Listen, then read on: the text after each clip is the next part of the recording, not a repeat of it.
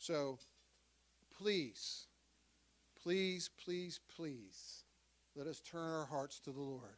And we're going to start with this amazing testimony. Lisa? And when you're done, just give the mic. Are they just, so I'm not really sure how to do this. Good morning. Okay. Yeah, that would be great. Thank you. It's so good to be back. I missed you guys. So Denise gracefully uploaded a bunch of pictures for me last night. And so just as they go through, I guess I'm just going to talk about them and let you know what's going on. So VBS cupcakes from this summer bore more fruit in Mozambique while I was there. Can we just stay here for a second? So I guess the first thing we're going to go into, this is actually a little boy who is blind, and he's in Camrata, I think, dorm 2, if I'm not mistaken, dorm 1. And this is our time. So let me just back up. While we were there, they had civil unrest, and we were actually not allowed to leave Iris base for like 3 or 4 days straight. And they were days that we were supposed to be going out for ministry, doing different things in outreach, going to the hospitals and things like that. And prior to going, I feel like I just got thrown into this really fast. Sorry. I'm trying to like get my bearings.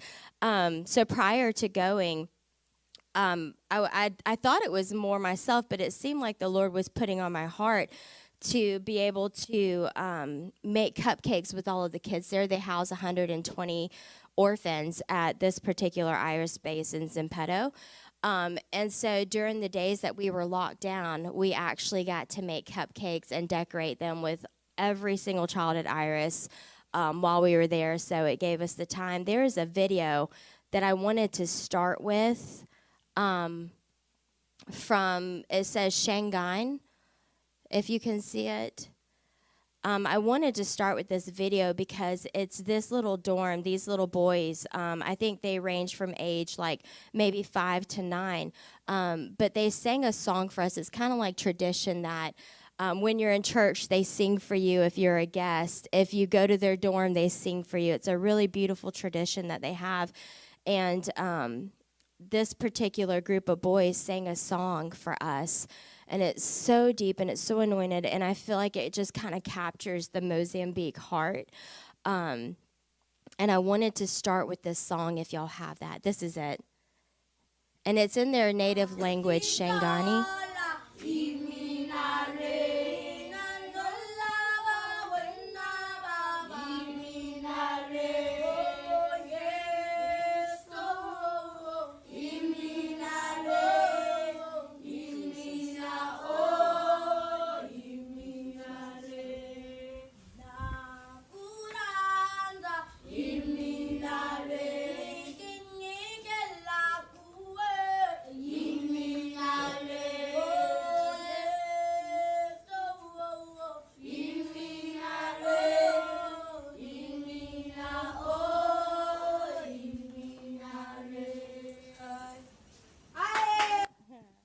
I don't know if y'all can feel that, but it's so deep and it's so beautiful. So we're just going to run through. These are all pictures of us making cupcakes for 3 days straight. They have, I think, six or seven different dorms. So it was beautiful that the things that were birthed here at VBS was also able to go forth into Iris Base, and just being able to bless all of the little kids. With that, if we want to keep going, I think that's the same video again. Oh, this is the older boys' dorm. Teenagers. This was kind of scary at first, trying to go make cupcakes with teenagers.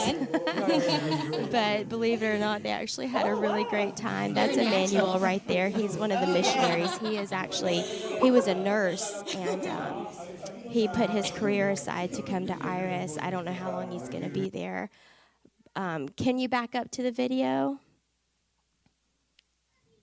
Is there any sound? Oh, sorry. No, you go ahead. So these are You all the guys having teenage fun? boys. Is it fun? Yeah, it's great. Oh, wow. You're a natural. Oh, yeah. They were having a great time decorating cupcakes. So it's just really beautiful that our team, we were 17 strangers, and we all came together with like different giftings, different talents, and just so much freedom just to walk in who we are. And it just made this beautiful cake. I mean, it was like God started creating this cake as soon as we got there, and just by the end of it, it was just this beautiful cake we had all been a part of. You can go ahead and go forward. Okay, so this is a woman this is Boqueria. Can you stop right there? Boqueria is one of the local dumps, garbage heaps, and there are actually people who live here. I don't know if you can see, but there's people. Can we go back to Boqueria? Yes, can we stay here for a minute? And not to glorify Boqueria by any means, but people actually live in these garbage heaps, and that is how they get their daily food, how they get their clothing, how they take care of their children. They rummage through the garbage to find what's salvageable so that they can sell or resell or make use for something in their own lives. We were able to go here on a Monday, the Monday before the shutdown, and minister, and it started raining on us while we were here. And one of my teammates actually gave this beautiful testimony about how the kingdom of heaven is just, it's more than riches on the earth. And the people were really touched. And you can go to the next, the lady with the red dress. I'm standing with the lady with the red dress. So while she's finding the picture, this was also at Boqueria. Global right here. So Global is well known for like healing demonstrations, deliverance demonstrations, and our trip really was not surrounded or was not based on this thing. But here at the Boqueria, the Lord started stirring me to pray for healing, and I was able to go up to the trip leader and say, hey, I really feel this stirring. I feel like we need to lay hands and see who needs healing, from sickness. And this particular woman is a woman we prayed for. And there was a language barrier. We only had one interpreter at this location. And so we couldn't really ask what was wrong or any of those things. And we laid hands on various people who said they needed healing. And we laid hands on this lady, and what I didn't know is that her arm that she's holding like this, she was not able to really move it up, down, left, right. It couldn't like touch her shoulders, and she actually needed healing in her arm and received healing in her arm. And her prayer was that she would get healing in her arm because she had been a seamstress for 20 years and had been unable to work as a seamstress because of her injury, and the Lord healed her that day at Boqueria, which was really beautiful, just the restoration that happened. So we can keep going. And there were many healings that day. And stop for one more second. So we're standing in the rain at Boqueria. Everybody's getting rained on. And the most impressive thing for me was that there was so much joy. In the midst of the civil unrest, in the midst of just the things that they're going through in their daily lives, and yet these people stood out there with us in the rain, singing songs to us and just allowing God to move, and just the incredible amount of joy that they had was just, I can't really even put it into words, but you can keep going, Nancy. Okay, so this is outreach. This is also a part of outreach. That church, the picture of that church, is in a place called Malawana, and it is like a small church plant of Iris. And this is where we did outreach. We split up into 2 teams and went to 2 different bush outreach. And I have the stats. I know some people are stats people. But overall, they said there were 33 healings, 5 deliverances, 67 salvations while we were in the bush on outreach at this particular place.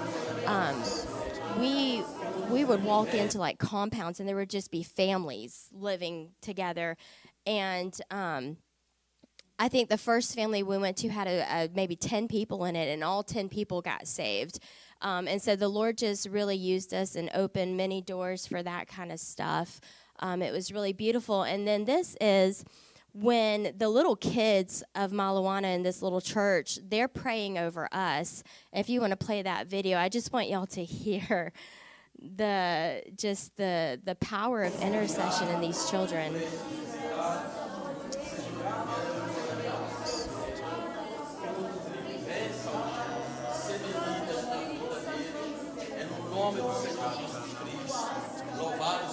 And so that pastor, I can't remember his name. I think it was Fernando. He had told us this day at church that the civil unrest is becoming really bad in their particular area, and he was telling us that sometimes they're sending kids off to school, and like the kids aren't coming back home; they're going missing. He said there's a lot of issues between parents and children. I mean, like really serious things, not to be a Debbie Downer, but where like moms and dads are killing their children, and like brothers and sisters are killing each other. And there's just like a lot of things that they need prayer for. And that pastor and his wife, they run this particular compound. They have about 20 or 30 orphans, and they're the only adults there. And they are being so faithful, and just he gave this message saying, like, even if we're not here tomorrow, like, we're going to continue to trust God. We're going to continue to stand in faith. And it was really beautiful because the Lord opened the opportunity for me to be able to wash their feet. And you could just tell that they had, like, a very hard journey. And the Lord just really ministered to them in that foot washing. It was a really, really beautiful transaction. Okay, so this is Heidi Baker's house. They call her Mama Ida. This is her house at Zampeto. This is not Pimba, where she currently lives full-time when she's not traveling, but this is where she once lived in Zampeto when she was here at this base. And then this is a beautiful iris emblem, I guess you would say, that they've created on the grounds. So we can keep going. That is also, that archway was Mama Heidi's, her front porch. And this little girl that I'm hugging is Casilda, and I'm pretty sure I'm going to adopt her. She's definitely one of my kids. I definitely fell in love very, very quickly with her. Again, just the Lord opened many doors for foot washings, which was beautiful. That is the next picture. That's their team. I don't know if you can see or not. And that's me standing in the Indian Ocean. Had to throw that up there. That was pretty cool. We can keep going. Okay, so this woman, just the foot washing part really quick. This is the mango. Can we go back to right here? So, before I left to go, as I was praying into what my position, like why the Lord was sending me to Mozambique, because he started calling me back in February. And believe it or not, there were several people on our team who had the same story as me, where like missions wasn't on their heart, Mozambique wasn't on their heart, and the Lord was just calling people there. But he told me beforehand I'd bought a wash tub to wash clothes in, and then I found out later that they had a washing station. I said, okay, great, I can get my money back for this thing. He said, no, keep it. You're going to be washing feet. And so this is something that I've not done in years, but it's something that the Lord used to use me in. But anyway, and this woman is Miss Tracy. She's been there for 20 years. She is actually the baby's ministry leader. And just before we move on, the spiritual atmosphere when we arrived, which is what the Lord wanted to do, is like he used us to bring so much love and so much joy, and just to wash off some of the things that they're going through right now, not only as Iris-based, but as a country. And the foot washings were a really big part of this, just washing off some of that old journey, and just bringing in blessing and so forth. You can keep going. We can go. Okay, and so this is my campaign. Go back to that last screen. I know we're kind of all over the place, but the pictures are all over the place. So this is Stop for the One. This is Iris Ministries' child adoption program. You can sponsor a child for as little as $30.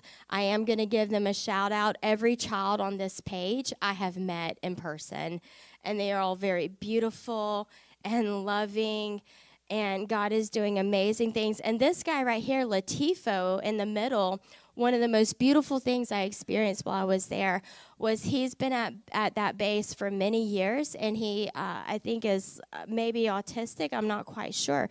But he turned 18 while we were there. And once the kids turn 18, they have to be released from the compound. And so they try to find some family to put him with.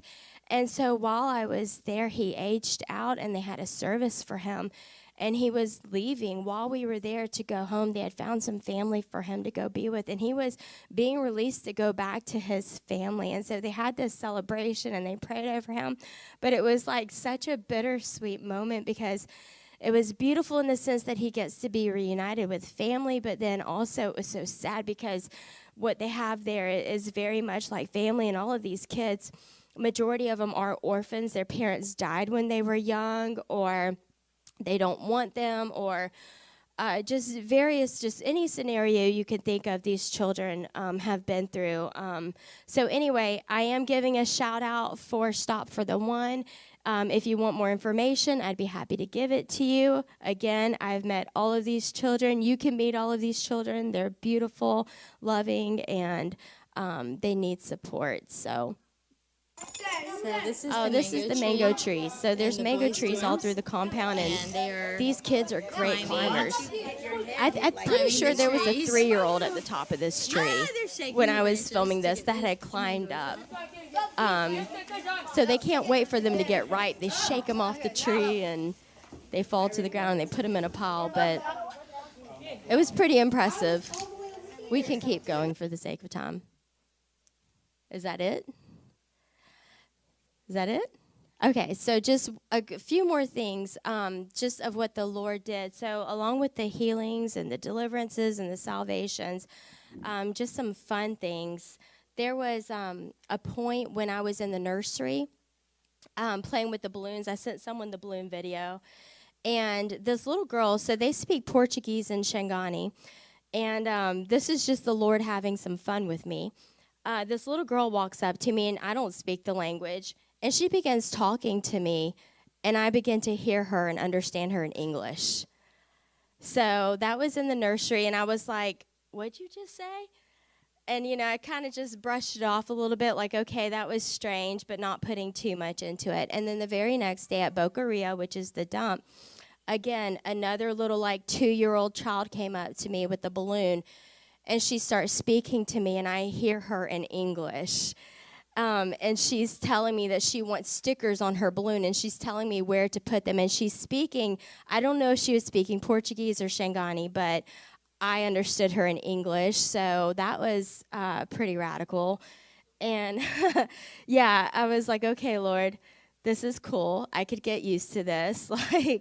That's pretty amazing. And then other than that, I can't think of anything else. It was beautiful, amazing. I hope to go back really soon. And if anybody has any questions, just feel free to come and ask me. But thank you for letting me share.